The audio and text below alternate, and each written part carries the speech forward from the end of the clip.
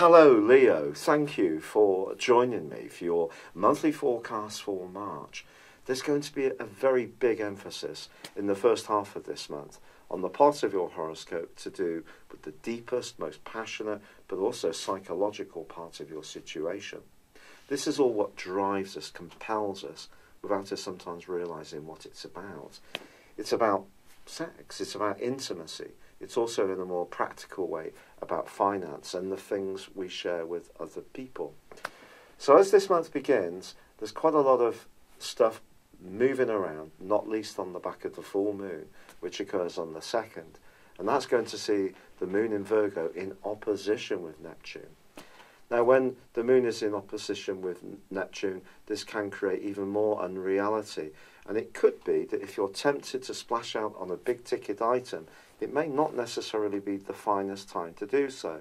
I would suggest that you wait a bit as this month unfolds to make any binding decisions. If you're a business person and you are negotiating something that's truly serious, then proceed with caution. It doesn't mean to say that it's going to go wrong, far from it, but it just needs care and that real attention to detail, which is, after all, often where the devil lays. However, as this month goes on, the start of week 2 sees Mercury move into a fantastic location for you, arriving in your sister fire sign of Aries.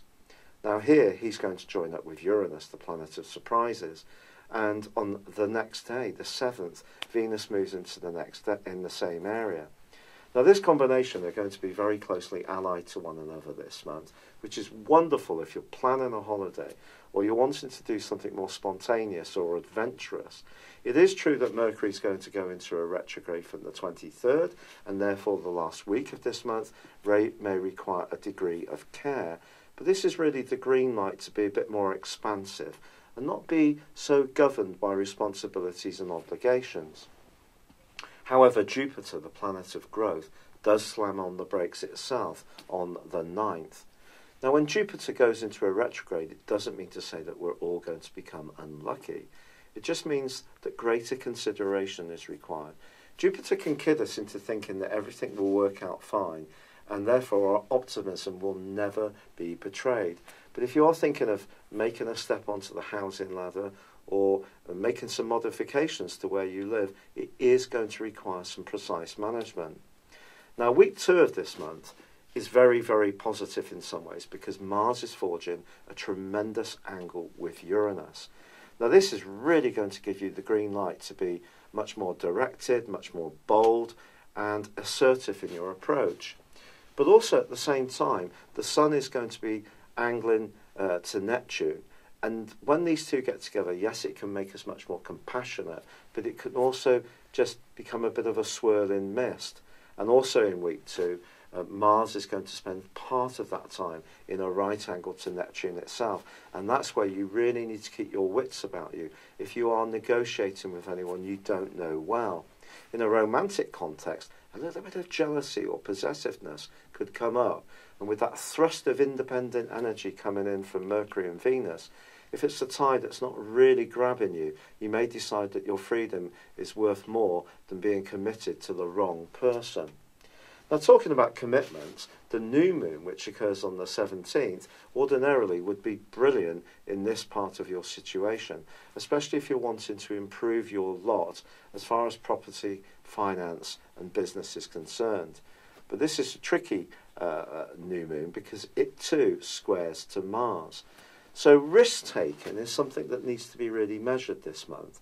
Now, you can actually be quite cautious at times, as well as being quite bold. There's almost a dichotomy in your own nature. I would err towards caution this month, but that doesn't mean to say you shouldn't still be progressive.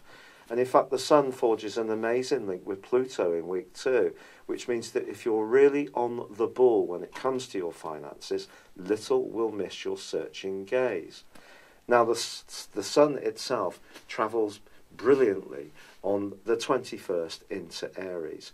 And this is really going to give you even more support to be a little bit more enterprising, to look for opportunities to create more spontaneity, more variety in your situation, because you are a fixed sign. People often see you as being the leader of the Zodiac because of course your ruler is the sun, quite understandable. But because of your fixed characteristic, your fixed quality, there is a tendency to stick with what you know. And really all this energy in the latter part of this month is asking you to be much more experimental. However, Mercury does start to go into a retrograde on the 23rd, and if you're travelling or discussing any contracts or agreements, there could be some glitches that come up that ultimately turn out to be at times beyond your control. What we can do is control the things that we can influence. So if you are travelling overseas, for example, you really plan very carefully ahead, you have some contingencies, and you keep very much abreast of what's going on at airports and ports. Those usually are the areas that Mercury retrograde will affect. However, as this month draws to a close, there is another very big development. Because on the 18th, Mars moves out of the most upbeat part of your situation, but moves into your sector of precision. But by the 27th through to the 31st, it's going to be combining with Pluto, the planet of drive, but also of power. When these two get together, it can give you a real determination to improve your lot. But don't force something so hard in order to get your own way that you deny the rights of someone else. If you ultimately are unfair, it can come back to you in a very unpleasant way. It is also true, as this month draws to a close, that Venus moves right to the top of your horoscope. Now this can actually be very, very positive, because in the following 28 days, which I'll tell you more about for April, it's going to see you cultivating some very important people. But a relationship may make you think very carefully as this month draws to a close. Freedom is something we all enjoy, but of course freedom comes with responsibilities. And I think that's the message of this month in some ways, but also to be very careful about joint resources, business, money, property. Don't rush into anything, micromanage every single detail if you can. It's been a real pleasure being with you. I would love it if you would subscribe, comment or like on my channel. And for now, good luck and goodbye. Hello, thank you so much for watching my video. I'd love you to join me at my Horoscope Ace app. You can find this at www.horoscope-ace.com. You can use it through Android, iOS, Apple or Facebook. Check out your ascendant or your moon sign or download your free birth chart. There's all your favourite videos, plus there are daily, weekly, monthly and yearly horoscopes for general, love, Chinese and Indian astrology. If your passion is tarot, there's my brilliant 3-card money or love tarot readings too.